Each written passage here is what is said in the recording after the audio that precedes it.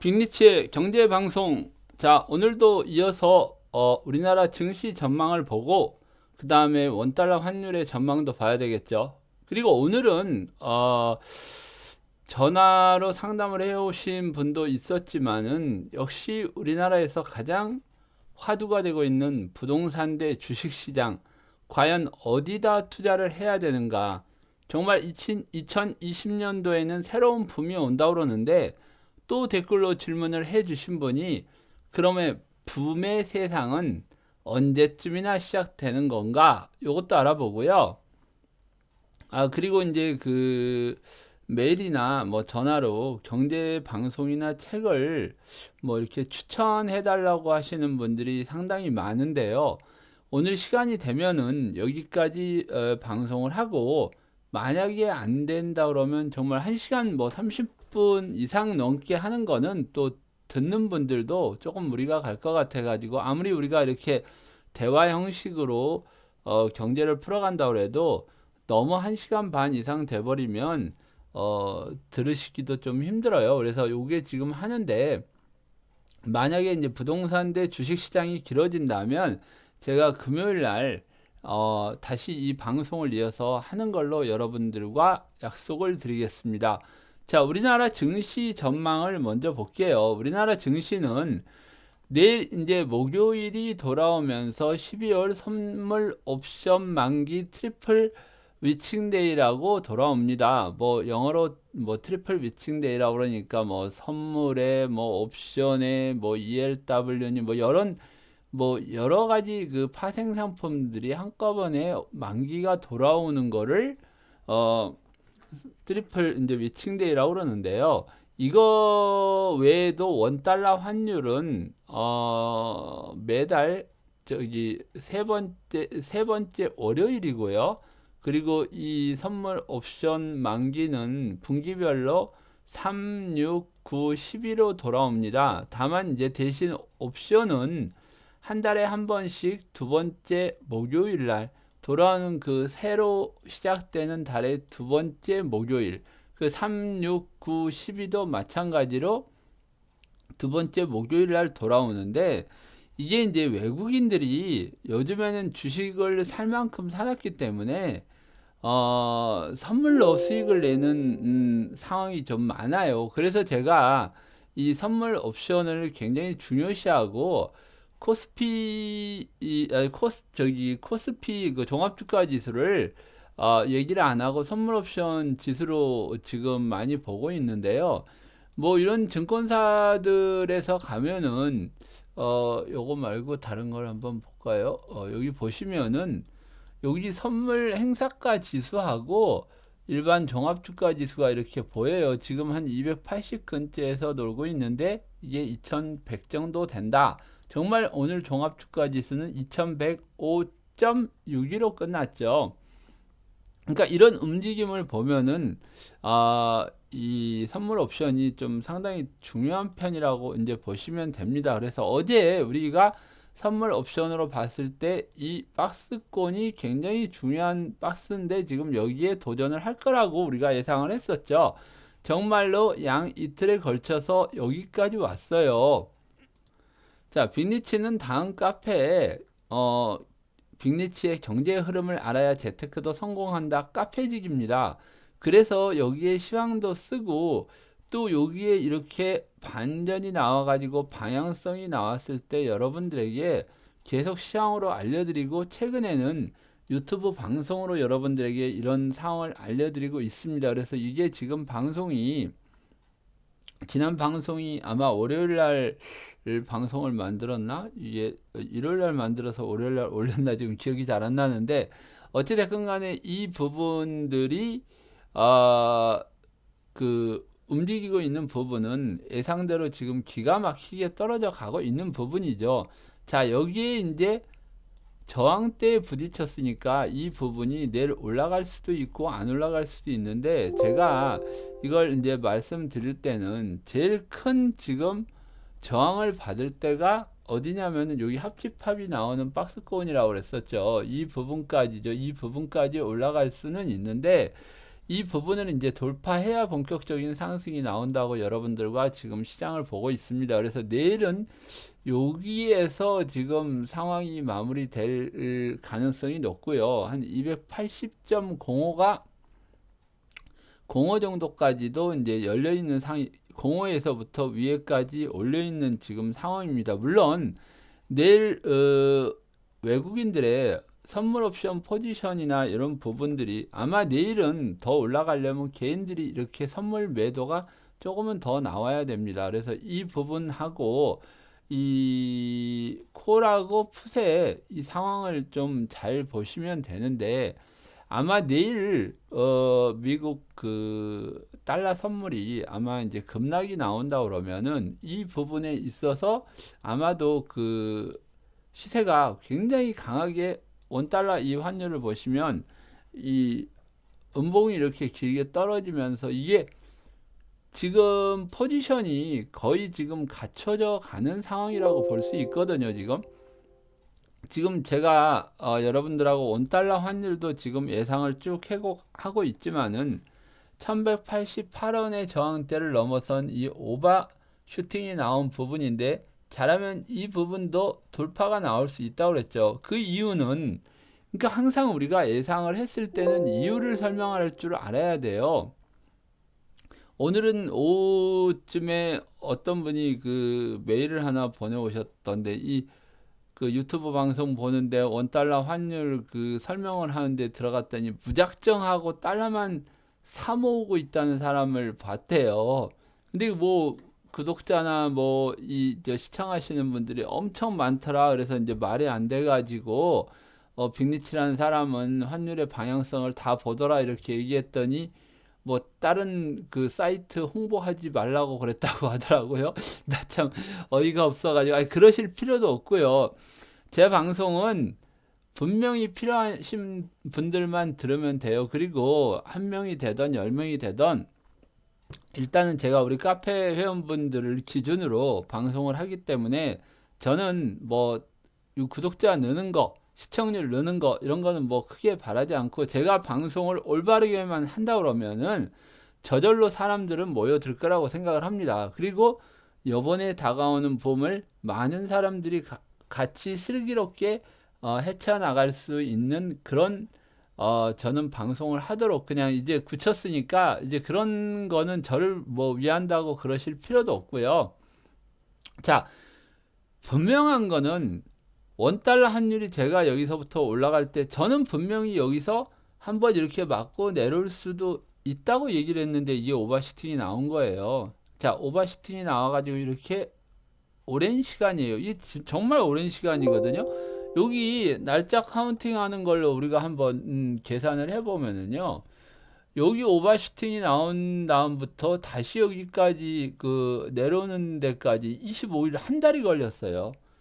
무려 한 달 동안. 왜냐면 25일이 한 달이냐면 거래일수로 25일이면 토요일을 빼고 한 달이잖아요. 자, 그러면 이게 한 달 동안의 포지션을 구축하다가 그리고 빼고 다시 반등이 나와서 이제 본격적인 이렇게 하락을 했다는 얘기죠. 분명히 여러분들하고 제가 여기서부터 고점에서부터 빠진다고 얘기했고 반등이 나올 거라고도 얘기했고, 그리고 여기서부터는 그냥 30분 보면서 여러분들하고 계속 매매를 했던 부분이란 말이에요. 자, 근데 그리고 여기서도 반등이 나오는 시점과 반등이 나왔을 때 5분 봉이나 30분 봉을 보고 어떻게 매매를 하는 법까지 알려드리고, 1180원 88원, 7원에서 88원까지는 올라간다고 그랬는데 이 부분이 오버슈팅이 나온 거예요. 자, 오버슈팅이 나와가지고 포지션을 갖출 때는 여기까지가 오버슈팅으로 봐야 되는데, 이렇게 오버슈팅이 한 번 더 나올 수도 있다니까요. 왜? 자기들이 원하는 포지션이 안 만들어졌기 때문이에요. 근데 이거는 여기서 올라갔다 내려왔다 크게 이렇게 만들어진 이 그 흐름을 하나 만들어냈는데, 여기서는 이게 굉장히 짧아요. 여기서 굉장히 짧고 여기는 굉장히 길죠. 이렇게 긴 만큼 사람들이 방향성에 대한 의심이 있고, 또 여기 부분에서 꺾였다 올라갔기 때문에 이 선조를 해야 되는 물량들이 상당히 많아져요. 자, 어떤 분들은 제가 이렇게 자세하게 설명을 하면 너 미천 다 이렇게 알려주는 거 아니냐 그러는데 사실 이건 하루 이틀 공부를 해서 이렇게 그 패턴을 읽어내거나 이런 부분들이 어렵기 때문에 상관이 없어요. 자, 여기서 이렇게 올라가서 큰 그림으로는 이렇게 긴 시간 동안 올라간 거하고 얘는 짧아요. 그래서 이만큼 25 거래일 만큼 크게 움직이진 않아요. 그래서 이걸 우리가 좀 작게 그려보면 다시 여기서부터 본격적으로 빠진 거는 이 고점에서부터 약 며칠이냐면 15일이죠. 그럼 이게 고점을 잡는다 그러면 다시 빠지기까지는 15일 걸릴 수도 있다는 얘기고, 근데 제가 봐서는 아까도 얘기했다시피 여기처럼 길게 나오지가 않고 얼마든지 짧게 나올 수 있는 계산이 나오기 때문에 이 부분이 아마도 전고점을 넘지는 못하고 전고점 근처까지 갔다가 내려올 확률이 좀 높다고 그랬었죠. 근데 이제 이 부분이 한번 내려오면은 지금 우리나라 원달러가 다른 나라에 비해 가지고 굉장히 지금 약세를 보이고 있는데, 그때 여기서 우리가 올라갈 때 오버슈팅이 나온다는 이유가 뭐였죠? 이 이유가 바로 여러분들과 제가 이제 공부한 그 갑자기 외국인들이 주식 판돈을 가지고 나갔다는 거예요. 그런데 이제 사람들은 보통은 이런 주식을 팔고 달러를 가지고 나가면은 무슨 커다란 위기가 오는 줄 알아요. 그래서 주식도 지금 사는 게 꺼려지고 지금 원달러 환율도 지금 올라갈지 안 올라갈지 굉장히 갈팡질팡하고 있는 거죠. 근데 지금 뭐 세계 통화들을 보면 지금 달러도 지금 달러 인덱스 같은 경우에 상당히 지금 그 약세를 보이고 있죠. 자, 그러면 해외 그 차트를 보고 한번 봅시다. 그러면은 이게 지금 위안화를 제가 오늘 알려드리려고 한번 봤었던 부분인데, 달러 인덱스는 어제도 이렇게 하락이 나왔어요. 근데 제가 이 달러 인덱스는 메이저급 6개국 통화하고 보는 거기 때문에 이거는 보지 않는 게 좋다고 그랬죠. 그렇지만 제가 얘기했던 브로드는 날마다 올라오질 않아요. 미국 연방은행에서 이제 추세 자체는 지금 상승의 추세가 달러 인덱스 브로드는 맞는 거니까 지금 우리나라 지금 이제 최근에 꺾이고 있는데 우리나라만 약세를 보이는 거예요. 그래서 요 이제 달러 인덱스 브로드에 대해서는 한번 시간을 가지고 제가 그 설명을 드리기로 하고요. 지금 우리가 원 달러를 지금 보고 있으니까 원 달러를 한번 보고 어떤 방향이 나올지를 이제 예상을 해야 되잖아요. 내일 어찌 됐건 간에 선물 옵션 만기가 되면서 분명 변동성은 나올 거예요. 위로 올라가던 내려가던 굉장히 변동성이 나올 수도 있는데, 왜냐하면 오늘의 방향성을 우리가 한번 주가 지수를 보면은요. 자, 5분봉을 통해서 이걸 한번 보면은요. 오늘 아침에 시작하자 내린 다음에 속임이 나온 다음에 이게 꾸준히 올라가 가지고 어떤 방향성을 만들어냈죠. 오늘 이게 오르락내리락 하면서 크게 이런 방향을 만들어냈다 그러면 어느 정도 지금 포지션이 정리가 됐다고 볼 수 있는데, 안정적인 상승 포지션을 취했다는 거는 아마 확률상으로 오늘 미국 시장도 오를 겁니다. 양 이틀 빠졌으니까. 그럼 우리 시장도 내일 긍정적으로 봐야 되고, 이 긍정적인 부분이 원달러 환율이 아주 급락이 나오면서 나올 가능성이 좀 높아요. 근데 이거는 제가 다른 때하고 다르게 아주 강조를 못하는 이유가 뭐냐면은 이 원래 옵션 만기일에는 생각지도 못하는 변동성이 되게 많이 나오거든요.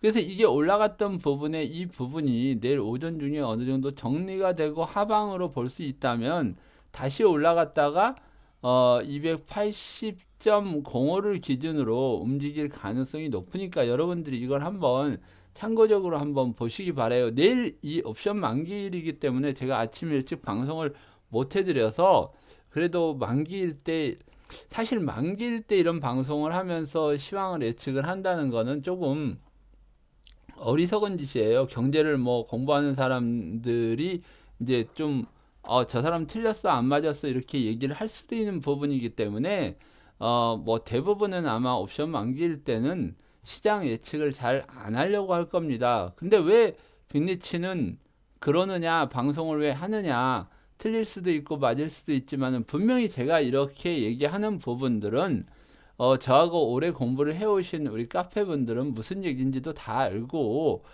그리고 지금 굉장히 중요한 얘기를 하고 있구나 하는 부분도 아마 아실 거예요. 그래서 전체적으로 내일 정리를 해보면요.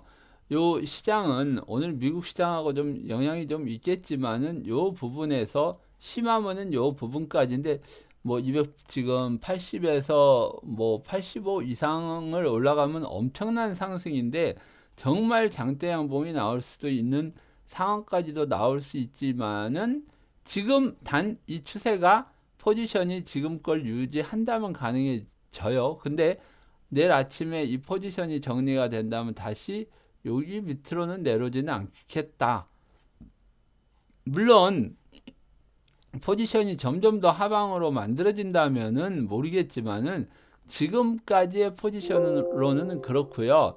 그 다음에 이제 원달러 환율로 봐서는 원달러 환율은 거의 고점 근처까지 제가 간다고 분명히 설명을 드렸으니까 이 고점 부분에서 꺾이는 부분 오늘 이 올라가는 양봉까지가 아마도 최대한 지금 포지션을 취하지 않았을까 하는 생각이 들어요. 그래도 아직까지는 포지션이 미흡하다라면 정고점을 한번 돌파할 수도 있는 상황이니까 여기를 아마 예상하시면 되지 않을까 싶어요.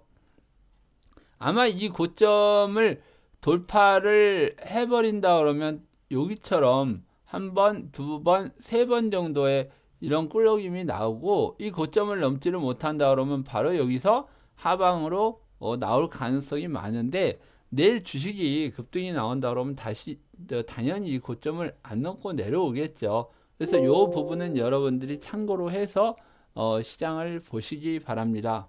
자, 어제 그리고 우리가 종목을 한번 봤었죠. 종목을 보면서 배터리 관련주가 앞으로 뭐 붐이 일어나는 세상에 전기차의 배터리 부분이 될 수 있다고 하면서 차트를 코스모스 신소재하고 얘 분명히 올라갔다 내려갔다 하면서 다시 올라갈 가능성이 높다고 그랬고 코스모 화학도 어제 그렇게 봤었죠. 그런데 이게 정말로 이렇게 강한 상승을 지금 보이고 있는 부분이죠. 근데 이게 코스모 화학 같은 경우를 우리가 이제 한번 보면은요.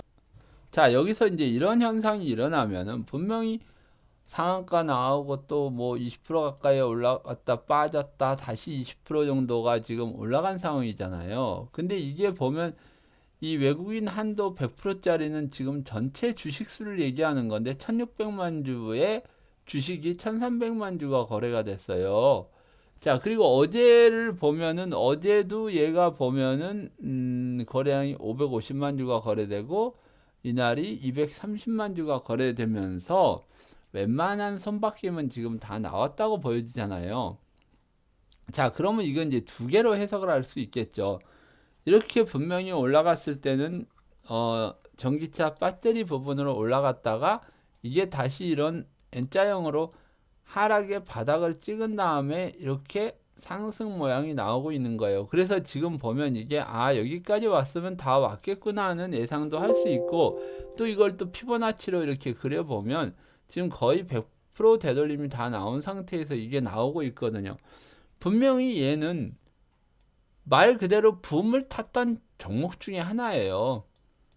이 붐을 탔던 종목 중에 전기차라는 섹터를 가지고 전기차 이슈로 올라갔던 부분이 다시 내려왔다 다시 시작을 했다는 거는 이 자체가 손바뀜이 엄청나게 됐다는 얘기거든요. 당장은 안 올라갈지 모르지만 여기까지 가지고 있던 사람들의 주식을 털어가지고 다시 재상승하는 모양이 나온다고 볼 수도 있는 지금 구간이거든요. 그래서 어제 우리가 뭐 일진다이아라든지 에코프로라든지 LNF라든지 일진 머티리얼 이런 것들을 봤잖아요. 자, 이런 것들도 얘기했던 것보다는 이제 강세로 지금 돌아서고 있는 모양이니까 섹터도 지금 이쪽 섹터하고 그 다음에 다음 섹터로 본다 그러면은 인포뱅크나 이런 그 자율주행 자동차들 있잖아요. 요런 뭐 그 다음에 NCN, 에이테크 솔루션, 성창 오토텍, 그 다음에 뭐 안암전자, 모바일 어플라이언즈, S&T 모티브, SL 뭐 칩셋 미디어, 텔레칩스 이런 부분들의 섹터도 한번 관심 있게 보시기 바랍니다. 그리고 제약바이오주들도 지금 이제 코스닥 부분에서 오늘 좀 이제 특이한 종목은 네이처셀이 하한가를 맞았었죠. 여기 뉴스를 보시면 네이처셀 라정찬 회장 12년 구형이 하한가 마감이 됐어요. 그렇다고 해서 뭐 회장이 그 들어갔다고 그래가지고 하한가 맞고 이런 거는 아니지만은 제가 이거 참상법 관련해 가지고 줄기세포주 설명을 할 때 저는 네이처셀 같은 거는 권장을 하지 않습니다 하고 여러 번 여러분들에게 얘기를 했을 거예요.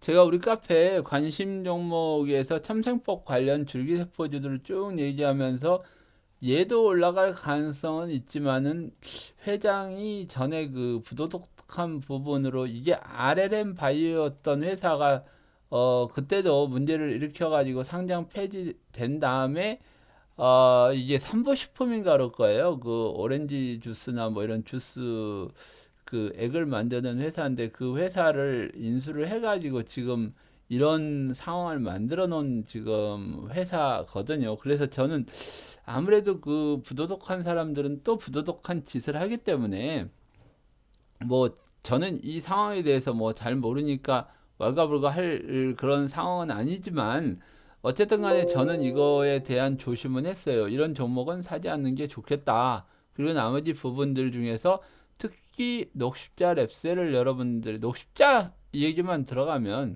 어느 정도는 올라갈 가능성이 높으니까 차트들이 좋다. 이렇게 해서 얘기를 분명히 해드렸으니까 아마 요거는 피해 가셨으리라고 생각이 듭니다. 그래서 이 종목에 관련된 거는 방송을 하면서 제가 한번 제가 여러분들에게 공부하는 법이나 이런 걸 알려드릴 테니까 나는 경제를 하나도 공부를 안 해서 몰라 이런 거보다도 모르시면 이 유튜브 밑에 댓글에다가 뭐 여러분의 그 방송을 들은 생각하고 또 제안할 부분 그리고 뭐 제가 좀 이런 거는 잘못 보고 있다 하는 부분들은 언제든지 여러분들이 저에게 알려주시기 바랍니다. 그래서 분명한 거는 AI에서 선도주자가 누구냐 그러면 미국 같은 경우에 이렇게 보면은 구글이 지금 제일 선도주자잖아요. 물론 이제 구글도 이름을 알파벳으로 바꿔가지고 여러분들이 찾아보시면 구글이란 게 안 나올지 모르지만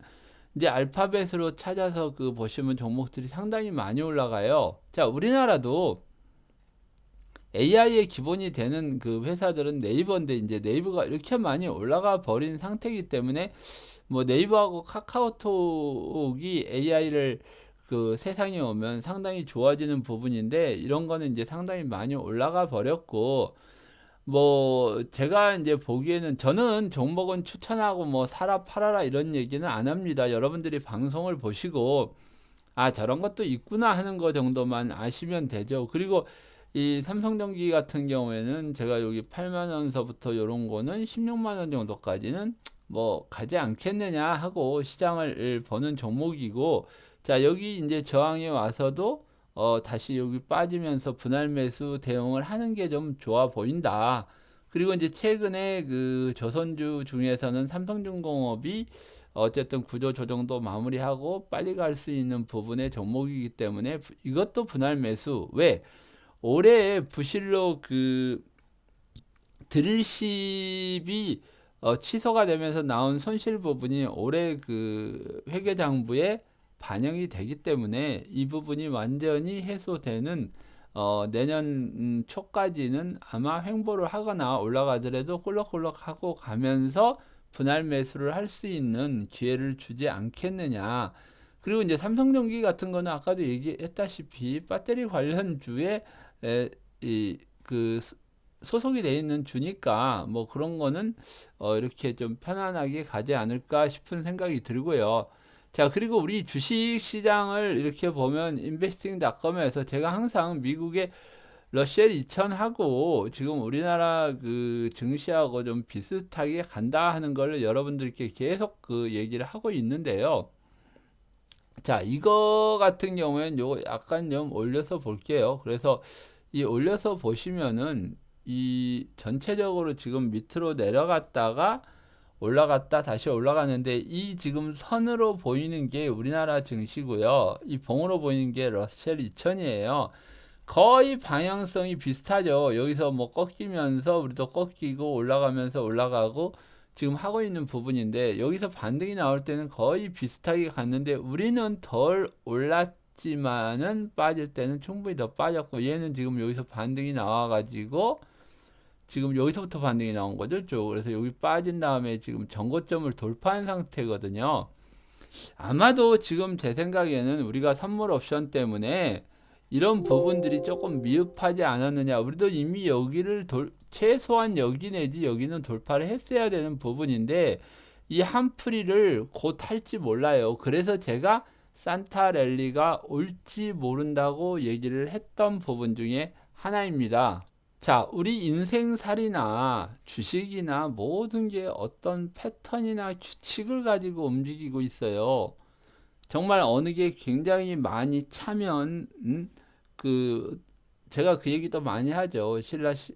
통일 신라 시대 도선 대사가 달도 차면 기울고 이게 잔도 이게 차면은 넘친다고 어느 상황이 되면 이 반응이 나오는 부분은 정말 우리 내 인생사하고 똑같아요. 정말 이게 무슨 아기를 가지고 정말 뭐 IMF처럼 외환위기를 만든다든지 이런 게 아닌다 그러면 거의 지금 글로벌의 그 경제 흐름은 하나라고 보셔도 무방할 정도로 지금 움직이고 있는 거지. 그 속도만 조금 빠르거나 조금 늦거나 하는 거지. 여러분들이 요거는 좀 요런 그 패턴만 어느 정도 기억을 하신다 그러면 정말 우리도 미국이나 이런 데 못 갔던 거에 한풀이가 나올 가능성이 좀 높아요. 그래서 제가 미국의 3대 지수보다는 러셀 2000이 우리나라 종합주가지수하고 똑같은 중소형 관련된 종목이기 때문에 러셀 2000으로 보고 시세를 같이 파악해 보자고 여러 번 얘기를 했던 겁니다. 자, 이런 게 무슨 말인지 잘 모르시는 분은 미국의 3대 지수가 다우지수, 나스닥, S&P가 있고 요거는 러셀 2000이라고 그래서 4대 지수로 이게 편입이 되는 거예요. 다우지수는 30개 종목을 가지고 만든 거고 나스닥 100은 100 종목, 그리고 S&P 500은 500 종목, 그리고 러셀 2000은 2000개 종목을 가지고 만든 거고요. 러셀 3000도 있고 상당히 이 종목 수에 따라서 지수를 산정하는 게 많은데 그 중에서 저는 러셀 2000을 지금 보고 여러분들과 시장을 판단을 하는 겁니다. 그래서 이게 경제라는 게 지금 공부해 가지고 재테크를 한다는 거는 무척 어려워요. 그러니까 하시다가 모르는 거나 어려운 거 이런 거 있으면 댓글로 달아주시면 제가 어, 물론 아시는 분들은 아시겠지만 모르시는 분들을 위해서 뭐 같이 공부해가는 그 상황으로 방송을 해드릴 테니까 그런 거 창피한 거 이런 거 생각하지 마시고 사실 유튜브를 하는 사람들도 보면은 다 돈을 벌기 위해서 하는 사람들이에요. 그래서 뭐 유튜브에 뭐 저기 뭐야 구독자나 클릭수 늘리는 방법 뭐 이런 거를 하다 보면 뭐 사람들이 엄청 많더라고요. 그래가지고 저도 한번 나중에 시간 되면 뭐 저도 짧은 시간에 구독자 500명이 됐는데 결국은 이 500명은 저희 카페 분들이나 경제에 관심 있는 분들 그리고 경제를 정말로 우리가 제대로 볼 수 있나 없나 의심을 하시는 분들이 아직까지도 많아요. 그리고 경제의 그런 방송을 듣다 보면 에이 이거는 안 돼. 그리고 이거는 아니야. 뭐 그리고 단정을 지어버려요. 그리고 지금 경제 방송을 하시는 분들을 유튜버들을 제가 보면은 분명히 그 방송들은 없어져요.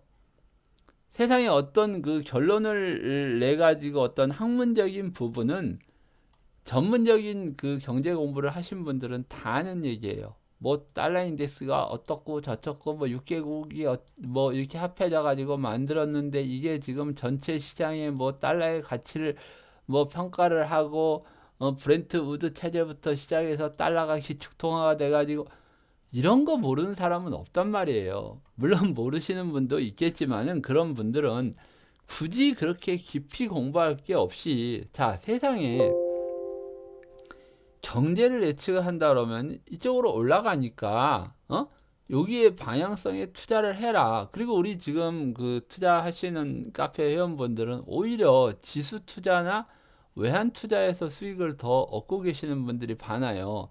어떤 유튜버들은 재밌는 게 뭐냐면 나는 달러를 산다. 무조건 산다. 근데 그냥 현물로 사가지고 현물로 사면은요. 이 바꾸는 수수료가 엄청나요. 그래서 달러예금 통장이나 그리고 저기 뭐야 우리 지금 ETF나 ETN에 보면 달러 관련된 그 종목들 있죠.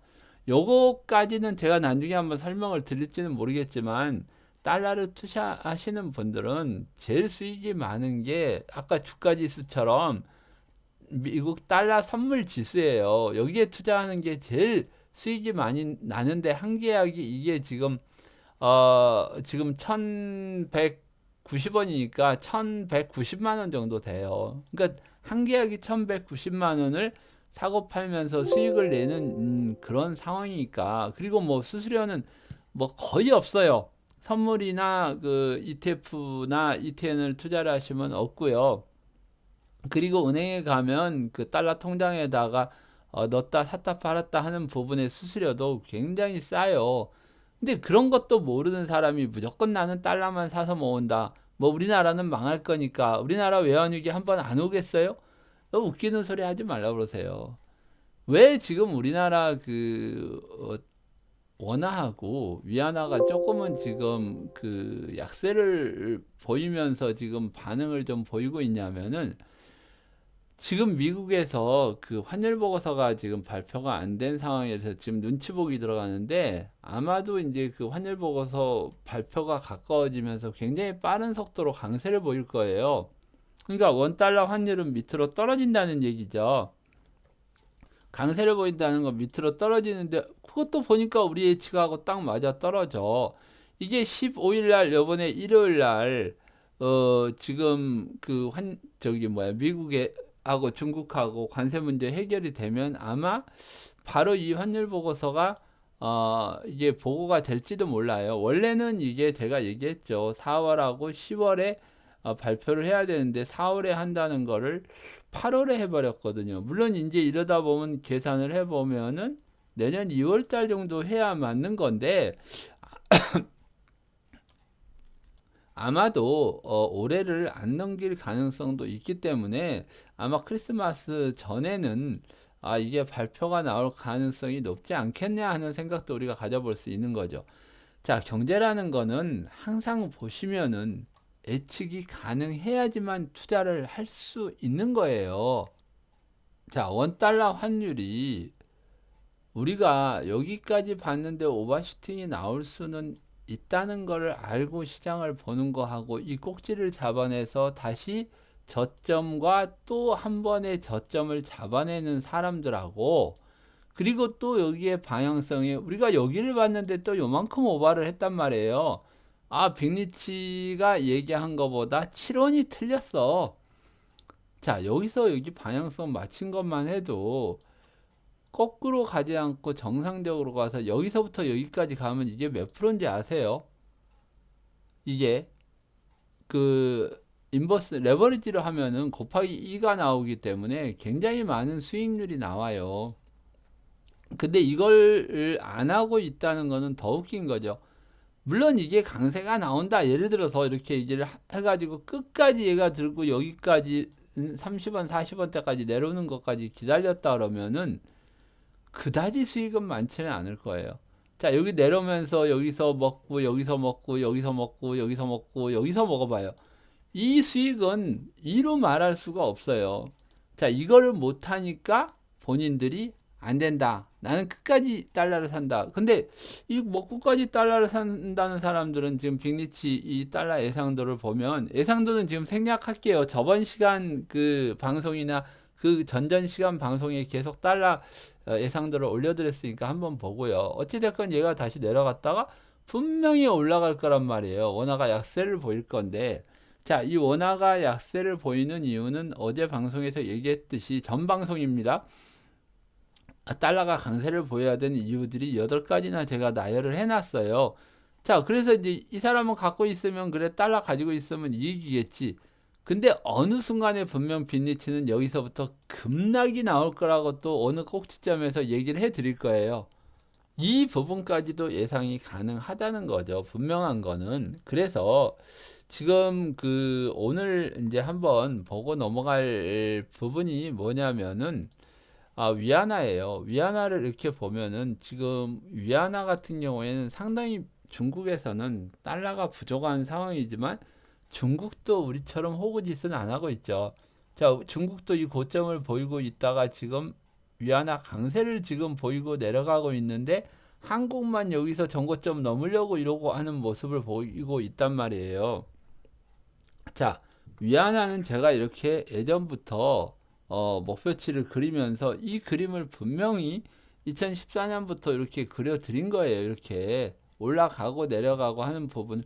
왜 이 사람은 여기까지, 그러니까 요 밑에서부터 6위안일 때부터 8위안 간다고 얘기를 하고 있는데 바로 간다고 그랬겠어요? 8위안은 아마 안 넘어갈 가능성이 높은데 이 수치와 달러 인덱스가 이 올라가는 수치까지도 최소 103달러에서 108달러 이상, 많이 가면 120달러 정도까지도 나올 수 있다고 여러분, 120에서 130까지도 나올 수 있다고 계산을 했는데 그 경우의 수를 제가 여러분들한테 그 제시를 해줬으니까 만약 정말 달러 공부를 해보고 싶으시다면 저희 카페에 들어오셔가지고 공부를 하시면 됩니다. 자, 왜 그 카페에서는 그런 내용들이 있냐면은 제가 첫 번째로 여러분들에게 공부를 가르치는 게 달러 시스템이에요. 그리고 박스권 매매, 그리고 패턴 매매, 상승 패턴, 하락 패턴, 그리고 이제 그 다음에 뭐 봉이라든지 추세선이라든지 그 다음에 뭐 쐐기형이라든지 기본적인 거, 뭐 피보나치라든지 이런 부분들을 여러분들에게 계속 강의를 해드리고 반복해서 해드리는 거니까 지금 여기서 뭐 계산을 하고 뭐 하고 이런 거는 제가 생략을 하도록 하겠습니다. 자, 그러면은 오늘의 이제 주제로 넘어가 볼게요. 웬만한 것들은 지금 뭐 주식이나 환율이나 시세에 대한 부분은 다 봤으니까 우리가 이제 다음으로 한번 넘어가 보겠습니다.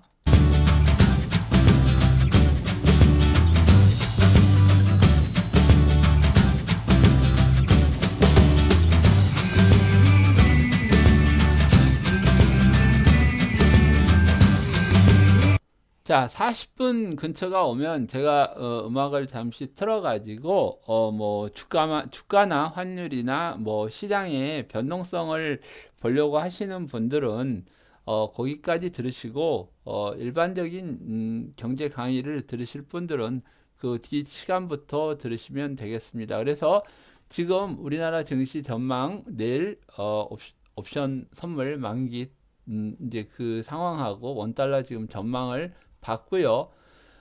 자, 이제 다음으로 부동산 대 주식 시장인데 빅리치가 2020년에 새로운 붐의 세상을 준비를 해야 된다. 이렇게 얘기를 하면서 지금 부동산하고 주식 시장을 보고 있어요.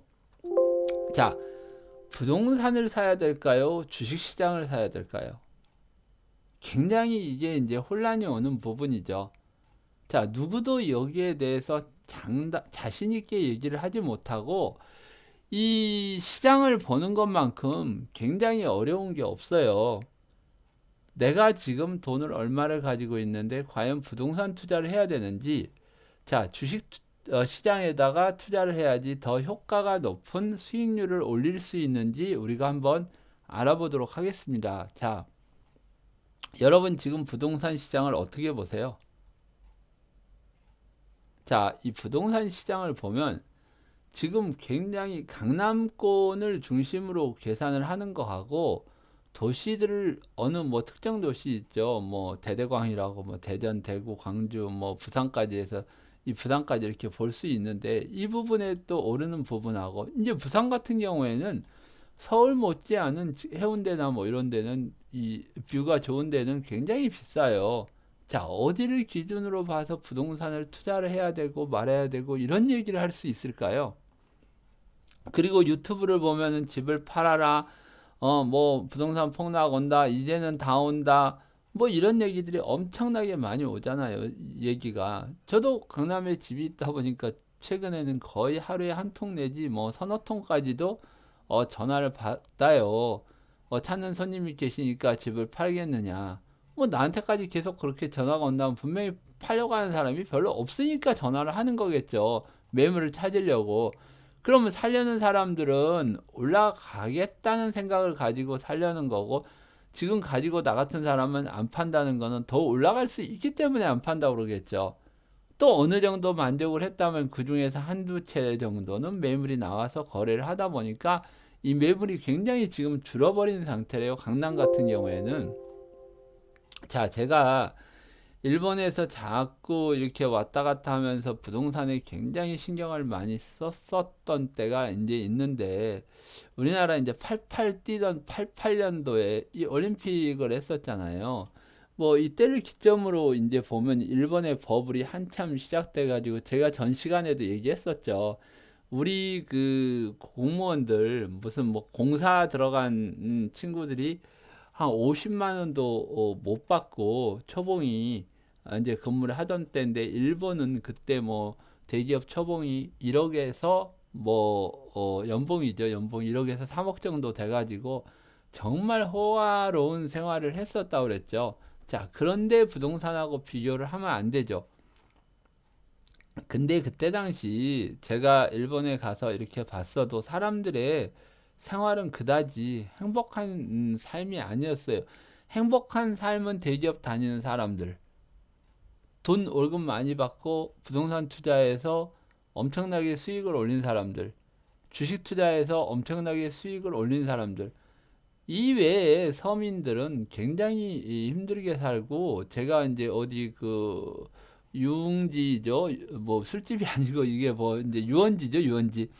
저 유원지 같은 데 가가지고 이제 국수라도 하나, 이렇게 우동 국수가 유명하잖아요. 일본은 가서 하나 시켜 먹으면, 야, 이게 뭐 평일날 이렇게 그것도 한국에 와서 여기 놀러 다닐 정도면 거기 일하는 아줌마들이 무슨 한국이 그 무슨 왕족사인 줄 알고 귀족인 줄 알고 물어봤어요.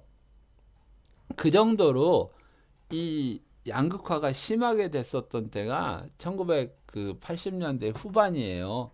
그리고 이미 이제 올라가 버린 집값을 서민들은 아예 살 생각을 못 해버리는 거죠. 자, 근데 지금 우리는 그때하고는 굉장히 많이 다르고, 어, 이 임금도 굉장히 많이 상승이 돼 있는 거죠. 어떤 분들은 정말 돈만을 위한다 그러면 정말 찾으면은요, 굉장히 그 임금이 비싼 데도 많아요, 지금. 근데 이제 그걸 모르고 뭐 어떤 분들은 뭐 조그만 중소기업이나 뭐 소상공인 있는 데 가서 일하면 뭐 200 좀 넘는다 뭐 한다 이런 얘기 하는데, 한번 주변을 잘 찾아보시기 바랍니다. 아마 수익을 올릴 수 있는 부분, 더 돈으로만 번다 그러면 조금 고생은 해도 할 수 있는 부분들이 굉장히 많아요. 그래서 어쨌든 뭐 이 부분하고 뭐 부동산하고 지금 뭐 크게 상관이 없겠다 생각하실지 모르지만, 이 88년도 정도에 제가 일본에 가가지고 부동산들을 굉장히 많이 들어가 봤어요. 자, 일본의 집값을 평가를 어떻게 하느냐. 자, 평가를 해서 어떤 걸 기준으로 해서 이 평가를 해서 가격이 이제 매겨지느냐. 이렇게 물어봤더니 지하철역에서 몇 미터 떨어져 있냐에 따라서 평당 가격이 달라진대요. 아, 그래서 이제 그때 어린 마음에 이제 그때 그랬죠. 이제 무조건 집을 사면 전철역 옆에 사야 되겠구나. 그래서 이제 뭐 저도 강남에 바로 전철역 옆에 불과 이제 뒷문 나가면 바로 엘리베이터 연결되는 집을 샀었는데 또 실상 또 그렇지도 않아요. 가격으로 봐서는 뭐 이게 집단으로 크게 있는 대규모 그 저기 아파트 단지들이 더 비싼 거지 뭐 조그만 아파트들은 그렇게 비싸지는 않아요. 그래서 이것도 어차피 이런 그 경험에 의한 걸로 봤다 그러면 틀린 얘기가 될 수 있겠죠. 자, 이제 부동산이냐 주식시장이냐 분명 둘 다 오르는 건 맞아요. 자, 오르는 거는 그 기준이 어디가 되느냐? 이 부동산하고 주식시장은 붐이 일어나야 돼요. 돈이 시중에 돌아야 된다는 얘기죠. 근데 우리가 여러 번 그 지표들은 봤으니까 생략을 할게요. 그 지금 이런 지표들은 지나간 방송들을 다시 돌려보기 하시면 충분히 다 나와 있는 거고 우리나라 가계부채가 약 1600조예요. 1600조. 그런데 이 이제 은행에서 지금 놀고 있는 통장에 놀고 있는 돈은 1500조란 말이에요. 그리고 이 사람들이 한결같이 지금 가지고 있는 생각이 뭐냐면 부동산 붕괴되고 주식 붕괴되고 외환위기 왔으면 좋겠다 그러고 자기들의 바람을 이렇게 얘기를 해요. 하지만 시장은 절대 대중들의 심리대로 간 적이 한 번도 없어요. 근데 재밌는 게 뭐냐면 IMF 때도 미네르바가 외환 위기에 대해서 우리나라 외환 보유고 적다고 그렇게 그 경고를 했는데도 99.99%는 안 믿었어요. 그때 만약 그 현금 챙겨놓고 대출 다 갚고 집 팔고 가만히 앉아 있었으면 돈 엄청 벌었겠죠. 자, 지금은 빅리치라는 사람이 이런 거는 올 가능성이 희박하기 때문에 붐을 준비해야 된다고 그러는데 또 가만히 있으면은 그런 일이 당할 수도 있겠죠. 근데 내 얘기가 맞을지 안 맞을지는 준비가 돼 있는 사람하고 준비가 안 돼 있는 사람하고는 엄청나게 달라져요. 아, 지금 한번 보세요. 유튜브나 이런 경제 전문 방송을 하는 사람들은 분명한 거는 이렇게 처음에 시황이나 이렇게 원달러나 올라간다 내려간다 이런 말을 못 한다니까요. 세상에 어떤 미친놈이 예상도까지 그려놓고 야 이렇게 움직일 거니까 이렇게 대응하고 이렇게 대응하자. 근데 약간의 오버슈팅은 나올 수 있다 이런 얘기까지 해가면서 어떻게 이걸 방송을 하겠냐고요. 자, 이렇게 꾸준히 방송을 하는 사람하고 맨날 나 달러 사고 있다고 자랑하는 사람하고 나중에 보면은 누가 더 즐겨 찾는 방송이 되겠냐고요. 그러니까 뭐 이런 거는 난 이제 신경을 안 쓰고 우리는 이제 방송을 질적으로 양적으로 높이는 수밖에 없다는 게 이제 제 결론이에요. 만약 사람들을 많이 이렇게 끌어모은다 그러면. 근데 그것도 싫어요. 아무튼 간에 제 방송을 보고 평가를 하는 거는 여러분이고 투자의 결정을 하는 것도 여러분이니까 그건 모든 투자의 책임은 여러분한테 있으니까 어떤 흐름이 나올 거라는 것만 같이 공부를 해 가도록 합시다.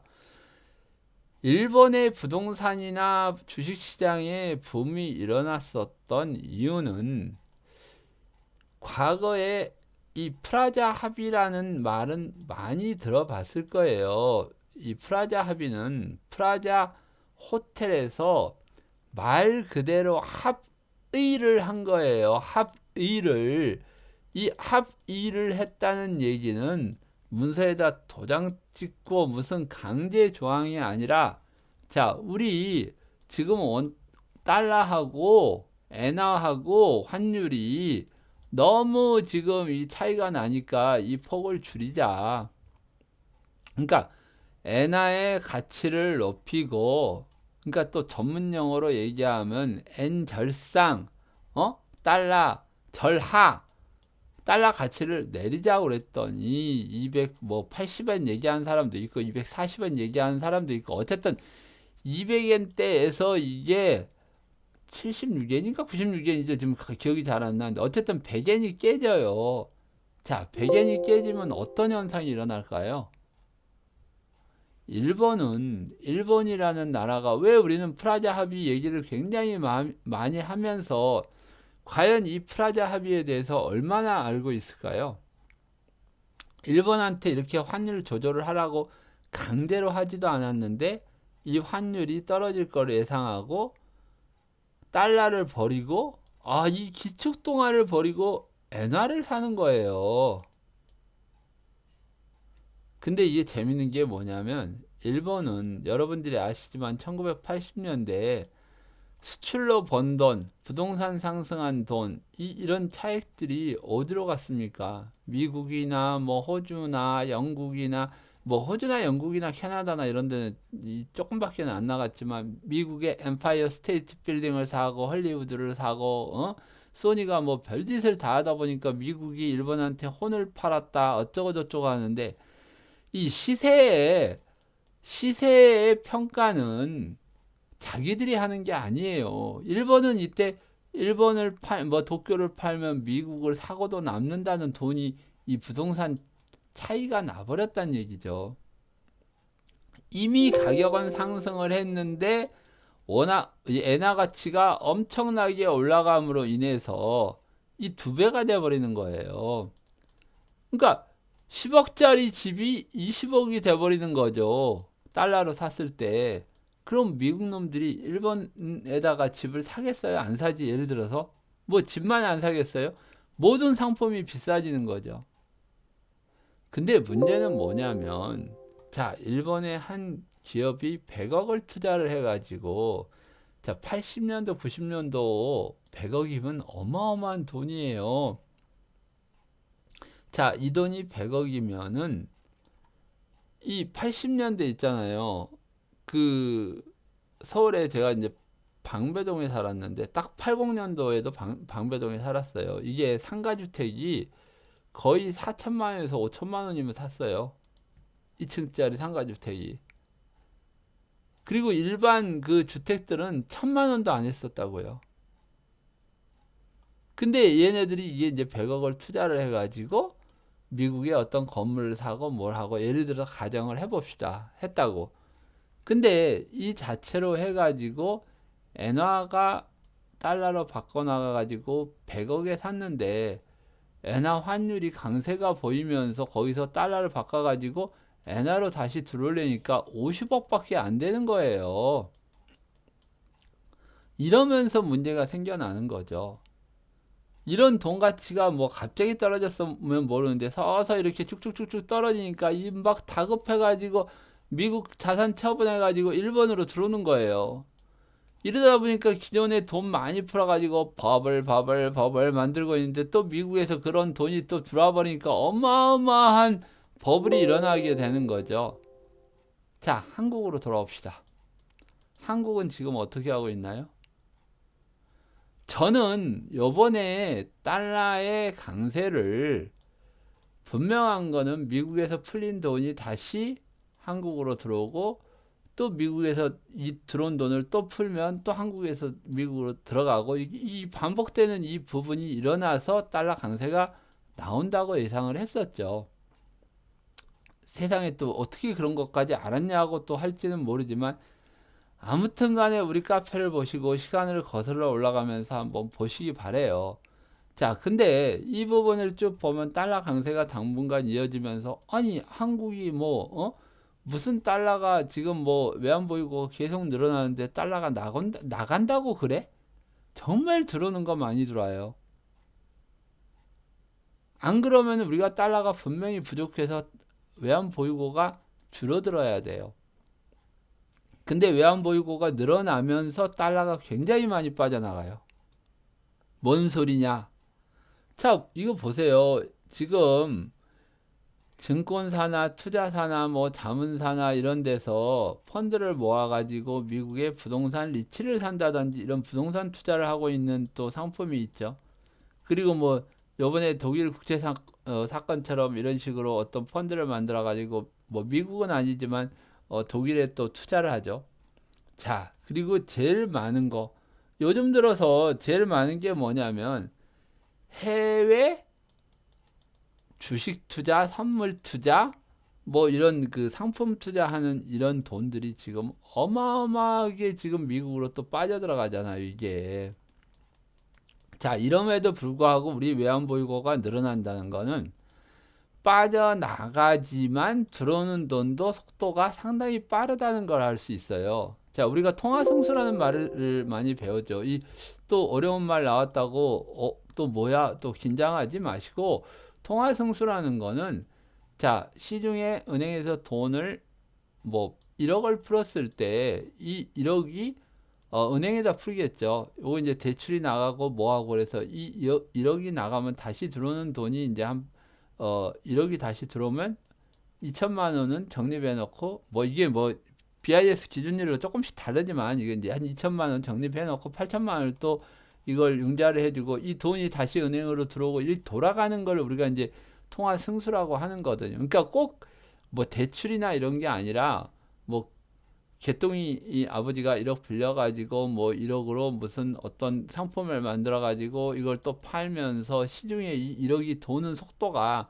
엄청 빨라지는 부분을 우리가 이제 통화 승수라고 하거든요. 그러면 이 1억의 효과가 한 바퀴, 두 바퀴, 세 바퀴 이렇게 막 돌면서 통화 승수가 높으면 높을수록 시중에 1억을 풀었지만은 100억의 효과도 나올 수 있고 1000억의 효과도 나올 수 있는 게 이게 이제 통화 승수라고 하는 거거든요. 자, 그러면 달러도 풀기는 많이 풀었지만 이 달러 승수를 높이면은 이 푼 게 어마어마하게 더 큰 지금 요 화면상에도 뭐 안 나올 정도로 큰 이런 승수의 금액이 나오겠죠. 그래서 은행에서는 이 금리가 내려가도 금액이 점점 커지면서 그 과거의 수입보다도 더 많은 수익을 창출할 수 있는 상황을 지금 만드는 겁니다. 그럼 이 글로벌에서 미국으로 들어가는 달러가 다시 기어 나오고 다시 들어가고 하는 거는 모든 게 다 은행을 통해서 들어가기 때문에 얘네들의 수익률은 엄청나게 높아져요. 지금 저는 증권주도 좋게 보고 있는데 우리나라 증권주들도 지금 막 적자나던 게 해외 그 수수료나 이런 거 챙기면서 계속 이익이 나고 있는 부분이에요. 분명히 장이 좋아지고 대박이면은 증권주 섹터도 한번 크게 움직이면서 장을 견인할 수 있을 겁니다, 아마도. 자, 그러면 부동산하고 이제 주식시장을 이제 본격적으로 한번 볼게요. 제가 2015년부터 우리 카페를 만들면서 여러 그 경제 전망을 해왔거든요. 그러면서 자, 우리 카페로 한번 가가지고 봅시다. 여기다가 검색을 하면은요, 후배한테 제가 그 부동산 추천을 한 그게 있을 거예요. 아마 거의 끝부분을 보면 되겠죠.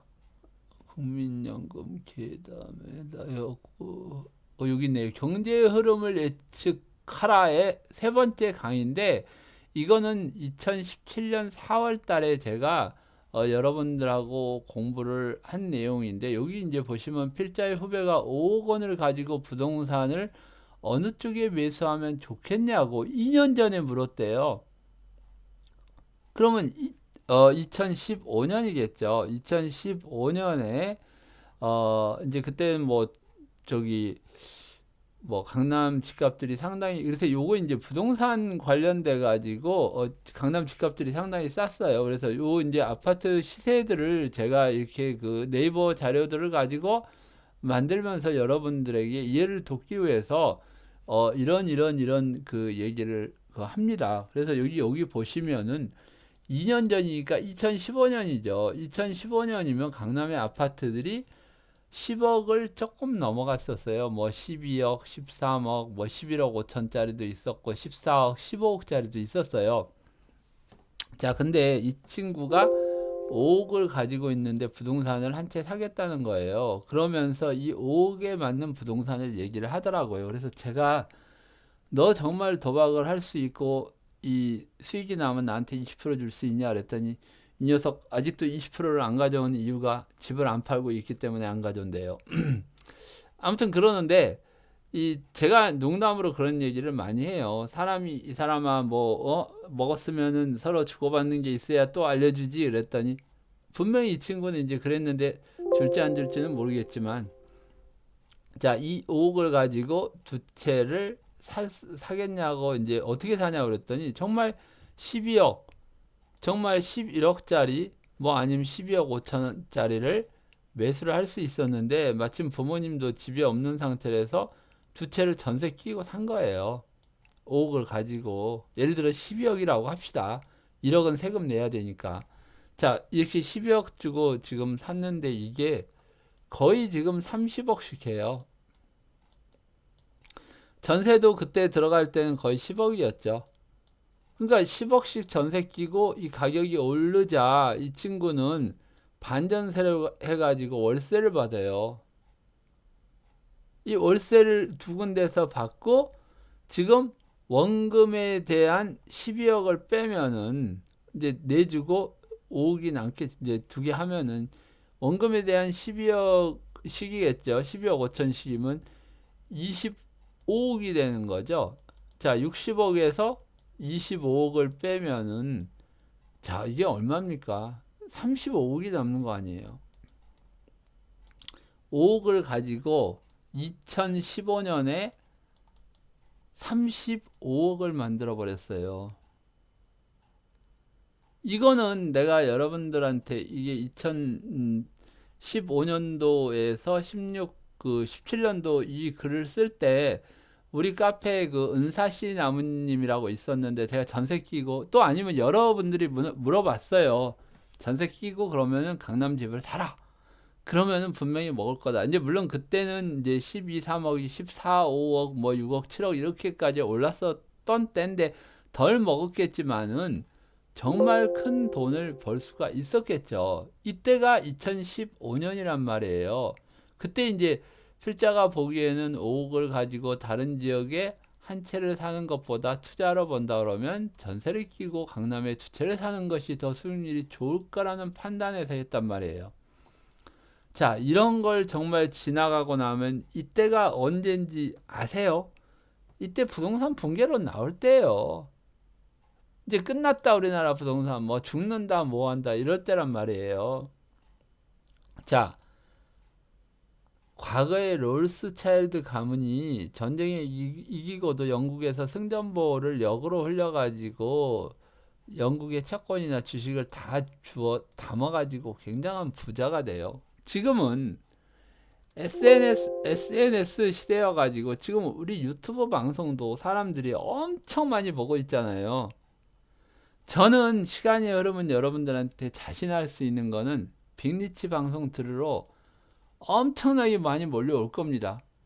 뭐 그렇게까지 뭐 홍보 안 하셔도 아마 몰려올 거예요. 속도는 느리지만. 왜? 방송을 이렇게 어떤 틀을 가지고 근거와 원인과 분석을 하고 해석을 해가지고 이렇게 방송을 하는 사람은 거의 제가 본 사람이 별로 없어요.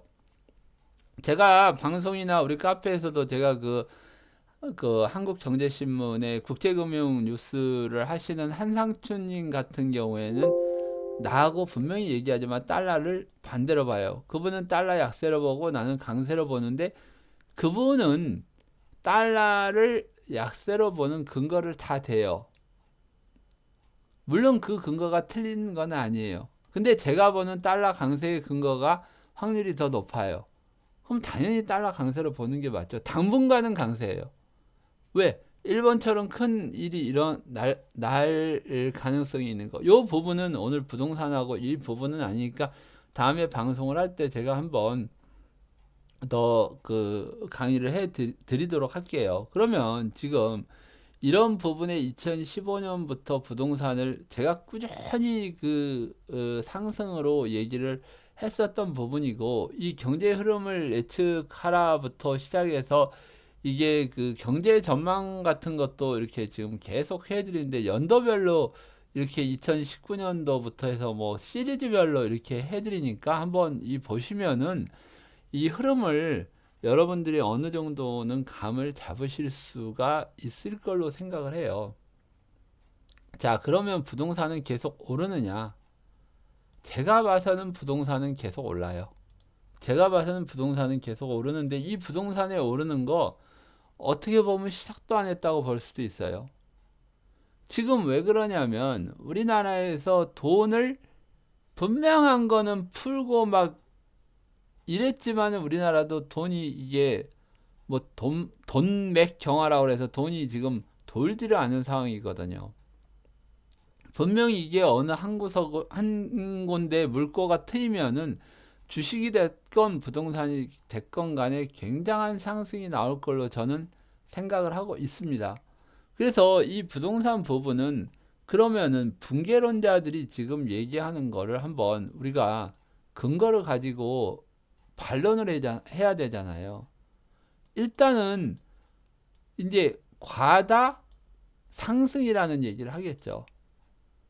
우리 뭐 소득이나 뭐나 이런 거 딱 보면 이 부분은 굉장히 잘못된 해석이에요.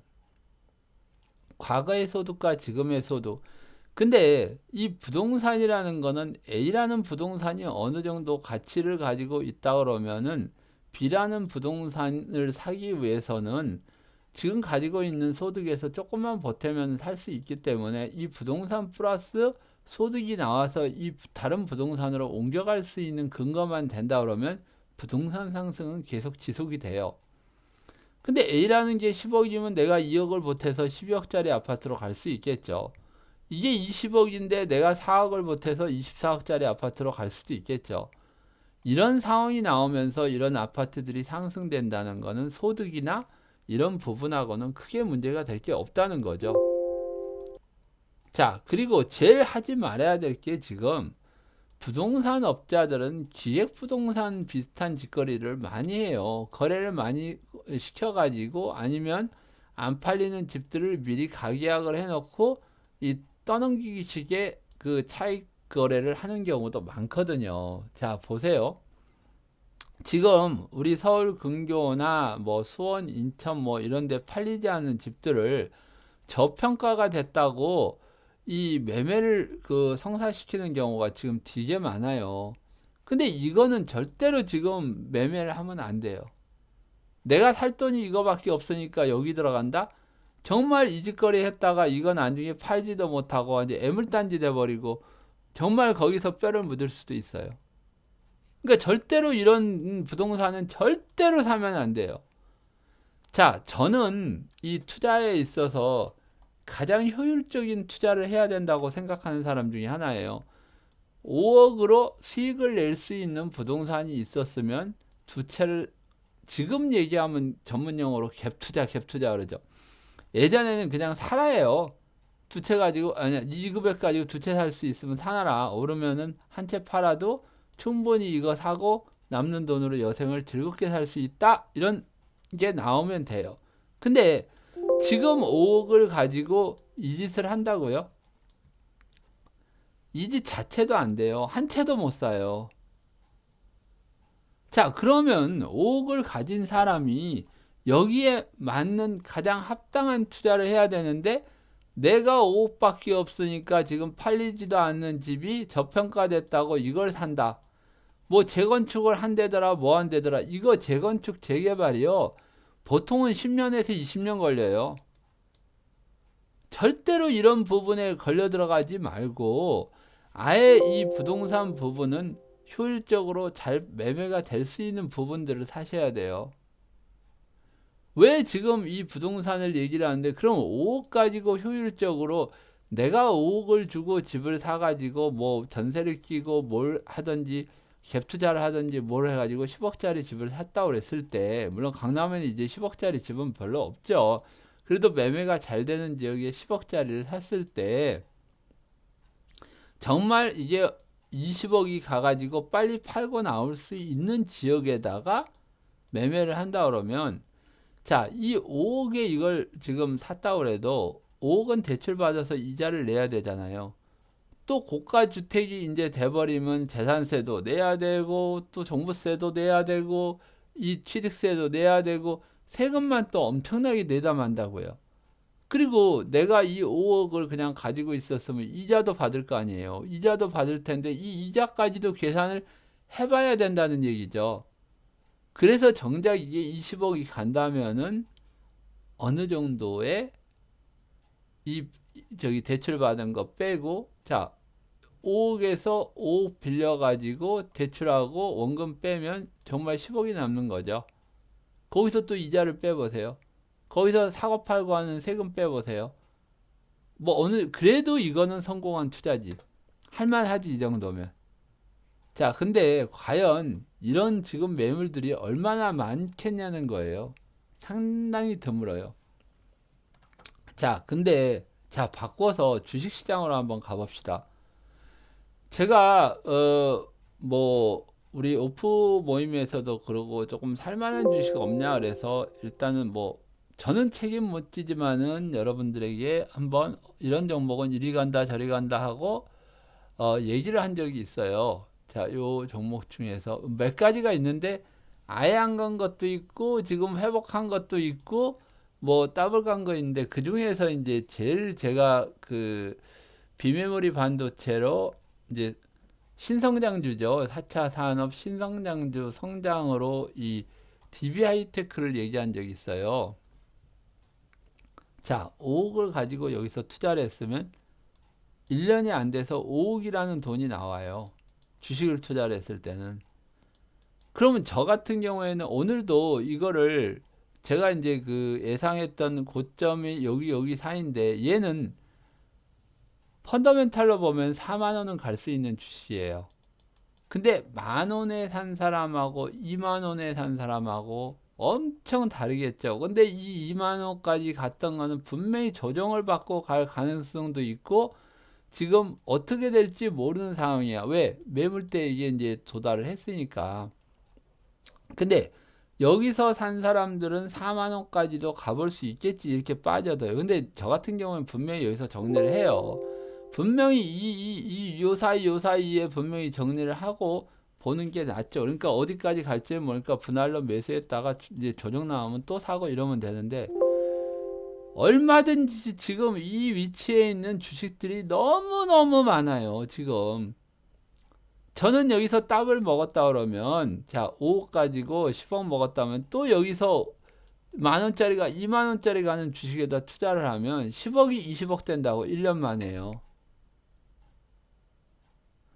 이런 투자를 하자는 얘기죠. 저는. 그러니까 이 종목은 지금 얘기를 하는 게 아니라 지금 이미 올라버린 종목인데 왜 여기에서 놀고 있는 종목들 중에서 앞으로 배터리 관련 종목, 그 다음에 또 저기 자율주행 AI 관련된 종목들, 그리고 이제 신약을 개발하는 제약바이오 주식들, 심지어는 증권주, 조선주, 이런 것까지도 지금 섹터가 굉장히 많이 있잖아요.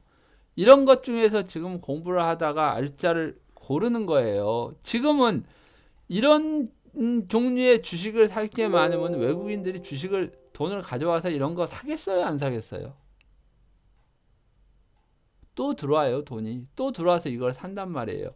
자, 여기서 1년 걸려서 근데 분명한 거는 야, 여기서 1년을 어떻게 기다리냐 뭐 이런 소리 하는 사람이 있을지 모르지만 분명한 거는 여러분하고 공부하면서 이 꺾인 부분을 분명히 다 얘기해 줬다는 거예요.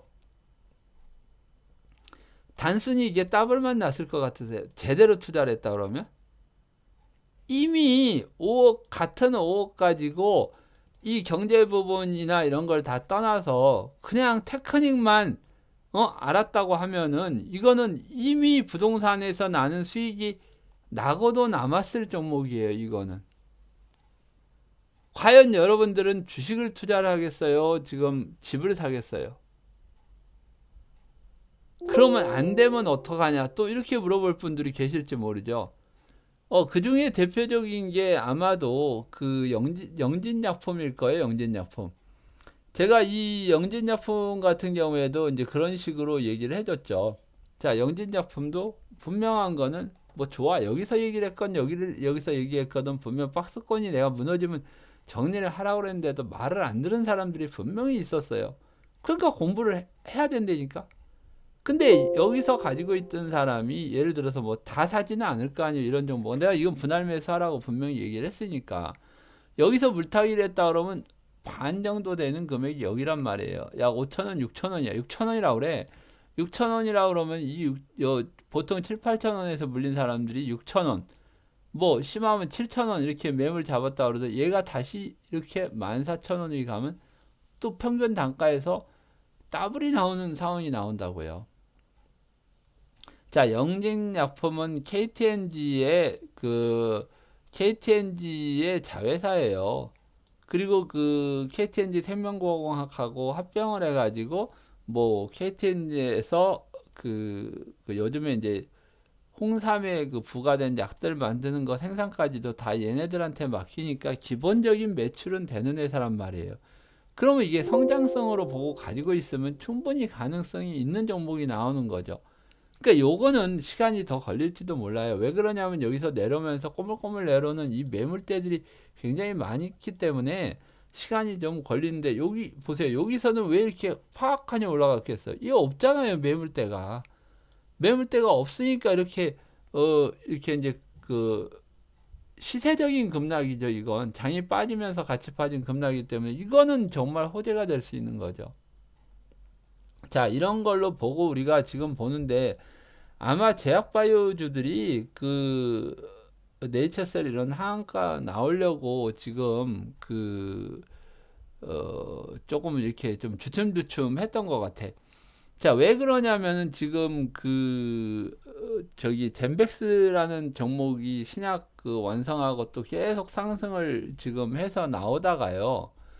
이게 그 갑자기 또 이렇게 멈춰버리는 경우가 나오더라고요. 그래서 이거는 조금 뭔가 조금 저기 좀 가야 되지 않느냐 하는 이런 생각도 제가 한 번을 했었던 거거든요. 자, 젠백스도 이렇게 올라가서 어 치매약 이상까지 성공하고 이렇게 그 올라갔던 종목이거든요. 이 얼마나 사람이 많이 개입이 돼 있냐면, 이게 그 발표한 날일 거예요. 여기가. 근데 발표하기 전날 하한가까지 빠졌다가 다시 상한가로 끝난 종목, 이런 종목이에요. 이게 사람이 개입이 안 돼 가지고는 어떻게 이렇게 할 수가 없는 거죠. 이 종목도 보세요. 8월 달에 10,000원 하던 게 43,000원까지 가요. 4만원에만 팔았어도 4배가 나오는 거 아니에요. 물론 뭐 5억 가진 사람이 5억을 다 투자는 못 하겠지만, 항상 이 바닥권을 이게 볼 수 있는 이런 패턴, 하락 패턴이 마무리되는 이 시점이 매수하는 시점인데, 괜히 올라가 가지고 여기서 산다는 거는 문제가 되는 거죠. 그리고 제가 5G가 시작되기 전서부터 5G는 좀 노래를 불렀었죠. 자, KMW도 이게 딱 보면은요, 이게 여기서부터 거의 10,000원대에서부터 지나간 거야 뭐 오른 거 이런 거는 잊어버리고 봅시다. 10,000원대에서부터 저 얼마까지 갔어요? 지금 여기 7만원, 거의 8만원까지 갔죠. 8배가 갔어요. 제가 5G는 앞으로 5G 시대가 온다고 2017년 뭐 이전부터 아마 얘기를 했을 거예요. 여기서부터 3원 왔으면 이 정도 수익이 났겠죠. 근데 이 종목도 작전 종목이라고 조사 들어가네 많이 하면서 좀 뭐 했다가 유화무가 돼버렸는데, 이거는 성공한 작전이에요. 가다가 이렇게 딱 꺾인 게 아니면 성공한 작전이라고요. 자, 옛날에 우리 역사를 봤을 때도 쿠데타나 혁명을 일으켜가지고 성공하면은 역사에서는 그거는 영웅이 되는 거고, 실패하면은 아까 그 네이처셀처럼 잡혀 들어가서 12년 형 사는 거예요. 그래서 우리가 이제 살 때도 어느 시점에서 어떻게 잘 사고 어떻게 얘가 정상적으로 움직이냐를 보는 거죠. 얘는 몇십 년을 벌어도 이 가격이 안 나와요. 그럼 5G 이거 시설 다 끝나면 어떡할 거야? 그래서 이 주식은 내가 이 꼭지에서 팔아라 그리고 여러분들한테 그렇게 방송도 해주고 시황에다 얘기를 했던 거예요. 이거는 여기서 내가 얼마나 좋아, 이 꼭지에서 아예 2주 전부터 이건 무조건 팔아라 하고 그렇게 얘기를 했는데도 못 파신 분도 있는 것 같더라고. 5G는 이제 끝났다, 팔아라 했는데 요건 반등에 불과해요. 60일 이동평균선 거의 갔다가 또 빠지잖아요. 자, 하락의 섹터가 이제 이런 부분들이 반등이 나왔으면 또 이제 순환매가 또 나오겠죠. 어떤 거.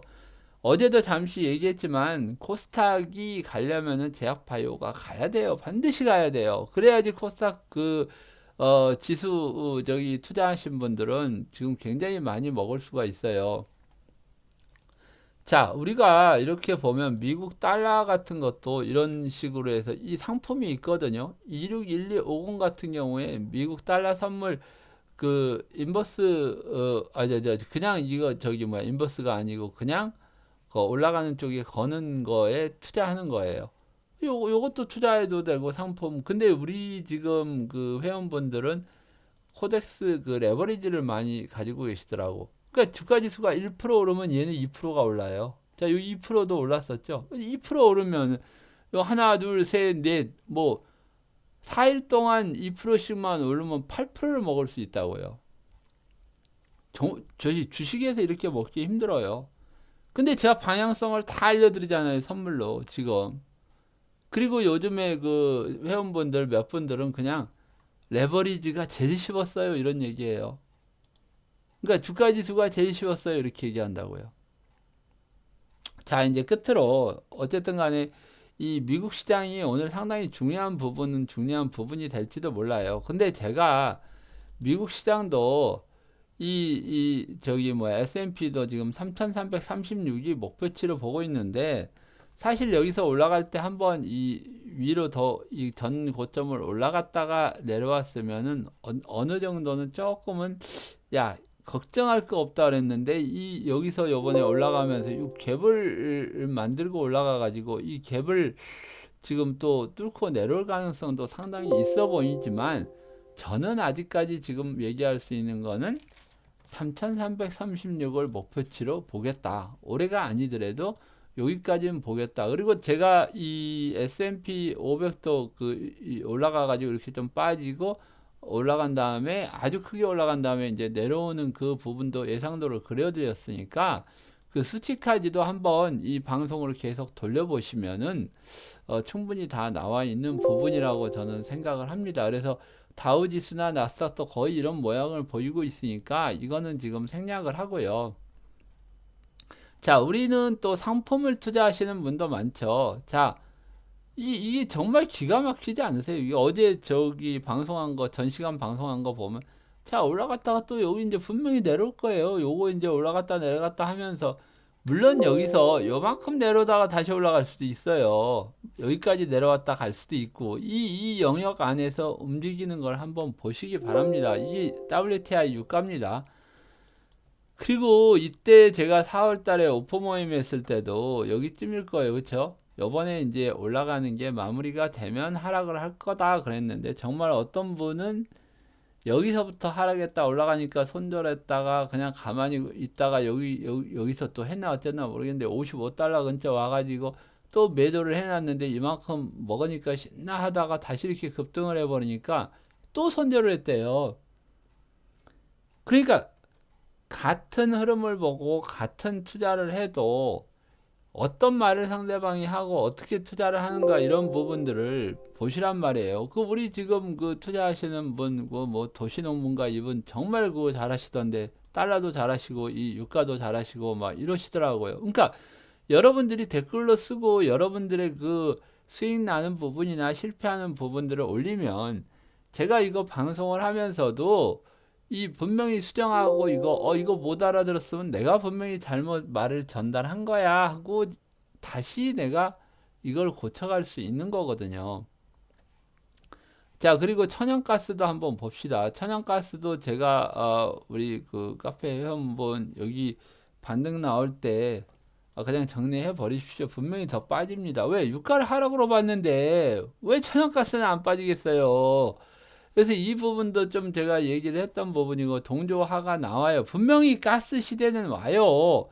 그러니까 여기 이렇게 이 사이클 딱 그려보면 이미 여기를 깨고 내려왔기 때문에 한참 동안 같이 석유하고 같이 밑에서 놀다가 갈 거예요. 요거는 내가 한번 시간이 되면 한번 미국의 에너지 패권 때문이라는 걸 여러 번 강조를 했지만, 여러분들한테 한번 다시 방송을 해 드리도록 할게요. 정말 방송할 거 많네요. 그쵸? 자, 금도 지금 투자를 하고, 금은 투자를 하시는 분들 많아요.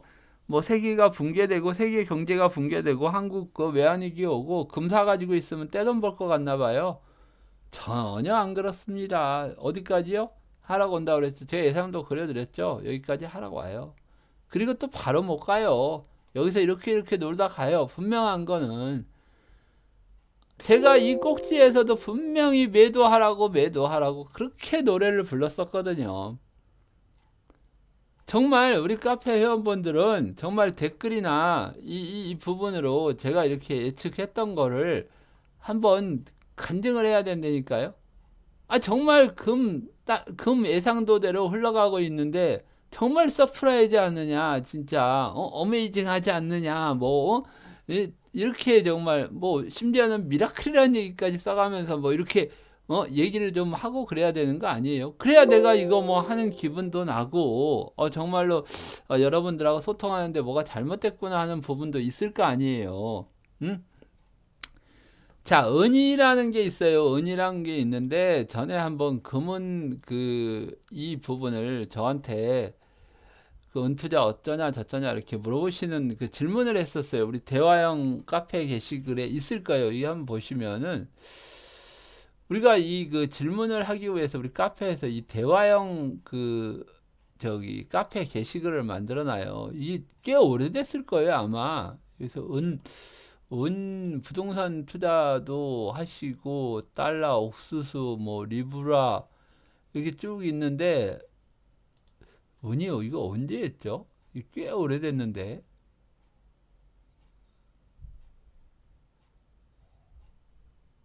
이게 은투자가 이러다 시간 다 가겠네. 이러면 안 되고요. 어쨌든 간에 여기 보시면 나중에 한번 제가 이거 찾으면 이거 아마 검색하면 은이라는 거는 여기뿐만 아니라 지금 여기 있네요. 금은 전망 문의 여기 있네. 여기 용용이라는 분이 하셨는데 이게 2018년 7월 16일 날 그 질문을 하신 거네요. 근데 여기 이제 질문에 대한 답변을 보면 그 예상도에서부터 결론은 은을 사지 말라예요. 은의 채굴 비용이 어마어마하게 싸가지고 6.6불밖에 안 돼요. 그리고 이 금을 채굴하다 보면 가공 수요부터 뭐 전 세계 금 채굴량 이 은이 생산되는 거 보면은요 다른 광물을 채취하면서도 은이 엄청나게 많이 나와요. 근데 그때 그 2018년도에 했는가? 아까 2018년도였나요? 어찌 됐건 간에 이 부분에서 은 팔아가지고 상당히 지금 뭐 은 가지고 있었던 분들은 수익을 내신 분들도 많이 있어요. 자, 다시 한번 볼까? 이게 은이 언제였죠? 잠깐만요. 이게 몇 년도였지?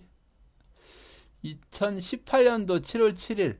그러니까 향후에 이게 이제 올라가더라도 빠질 거다 하고 이때 2018년도에 제가 얘기를 해드렸고 근데 이게 올라가니까 저기 저 뭐야 여기서 아마 금은 어떡하냐고 질문이 들어온 부분이 또 있어요. 그래서 이제 제가 그런 부분도 설명을 해드렸는데 분명히 상품도 올라갈 때는 제가 올라간다고 얘기를 했을 거예요. 이 부분에 대해서 지금은 괜찮지만 이런 얘기를 했을 거예요. 그리고 금 올라가는 것도 분명 얘기를 했었던 부분이니까 이 부분은 제가 생략을 하고 얘기를 할게요. 그래서 어쨌든 간에 이 고점을 잡아내서 분명히 제가 파는 쪽으로 유도를 했었던 부분이고 이게 지금 이제 상당히 많이 빠지면서 은은 아마 금보다 더 빠질 거예요. 아마 골드로즈 분인가 그분 우리 회원분 중에 그분도 지금 금은 다 정리하셔가지고 뭐 분명히 이거는 그분들이 아마 재밌는 답변들을 댓글을 달아주실 것 같은 생각도 드네요. 자, 오늘도 이제 1시간 30분이 이제 가까워지면서 자, 방송을 마무리하고자 합니다. 여러분들이 경제를 보면서 보시면은 지금 뭐 저도 막 분석하고 해석하고 이러면서 어떤 뭐 기간이나 이런 것들도 그 남들처럼 외우고 다니면서 이러는 것보다 저는 지나간 거는 정말 자랑할 게 많지만 거의 별로 안 해요. 왜? 앞으로 일어날 거에 대한 예측이 더 중요한 거지. 아니, 그래야 돈을 벌 거 아닙니까? 알아도 돈을 못 버는 사람들이 있는데 깨지더라도 덜 깨질 거 아니에요. 만약에 그런다 그러면. 응? 그러니까 경제는 예측이 되지 않고 흐름이 예측이 안 되면 쉬는 것도 투자가 됩니다. 그리고 부동산도 지금 오늘 뭐 다 얘기는 못했지만은 정말 큰 상승이 더 지금 준비하고 있는 부분이에요. 그 가장 큰 근거 중에 하나는 풍부한 여유 자금이고 이 여유 자금이 어느 한쪽으로 방향을 튼다고 그러면은 정말 큰 붐을 만날 수가 있어요. 거기에서 뭐 AI 붐이나 뭐 주식으로 뭐 어떤 투자로 돈을 엄청나게 크게 벌게 되면 그 돈이 또 부동산으로 몰려 들어가게 됩니다. 자, 오늘은 위안화가 8위안까지 갈 수 있다는 차트 그려놓은 걸 보고요.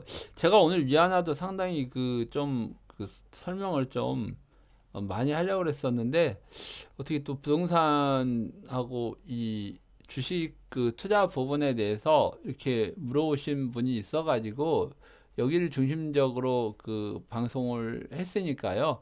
자, 여러분들이 그 부족한 거나 또 알고 싶으신 거는 댓글로 달아주시고요. 다음 방송은 조금 더 알차게 더 해보도록 노력을 하겠습니다. 자, 여러분 즐거운 하루 되시기 바랍니다. 다음 시간에 찾아뵐게요.